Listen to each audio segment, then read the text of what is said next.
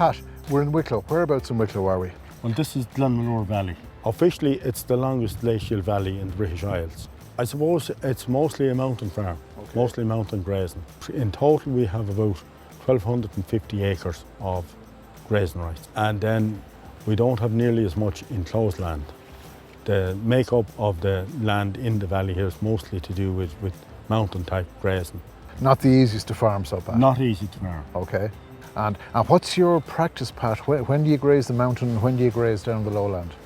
Well, what we do, we'd have sheep on the mountain most of the time. We would have a few in, maybe at lambing time, you know, the likes of doubles, we would have put them in the shed for, and they would be out as soon as we could again.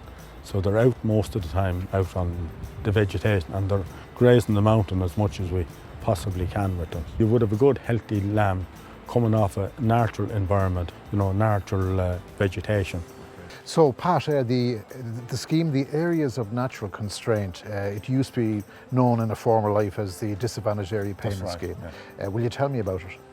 Well, that applies to areas that have a natural constraint on them.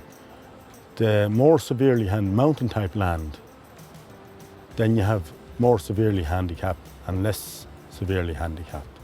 Mountain type land is paid on up to a maximum of 34 hectares. Okay. With the more severely handicapped, then that's 30 hectares. And less severely handicapped, that's paid at the same rate. Pat, what do we mean by constraint, natural constraint? Trying to farm a difficult terrain, you know, and like for example, it may not be all mountain type land, but even land that's prone to flooding in comparison to trying to farm, you know, good arable land. Pat, what are the payments in the scheme aiming to do? It aims for to try and halt the decline of the rural population. You know, small family farms, try and keep rural Ireland alive. You know, try and halt abandonment of hill farms. Pat, could farming here continue without the CAP number one, but also without the ANC scheme? No. Couldn't survive without it. And Pat, would you be hopeful now that the younger generations will continue farming here in this area? I would be very hopeful. That's one thing I'd be always optimistic about, and I'd be always hopeful to try to keep the young farmers farming, because without the young farmers, rural Ireland will die.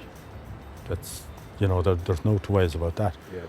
And if you don't create the right environment for it, they're not going to do it. And we have to be realistic enough to realise that young farmers, like anybody, they need an income, a viable income. And without CAP, we just couldn't survive. There's no two ways about that.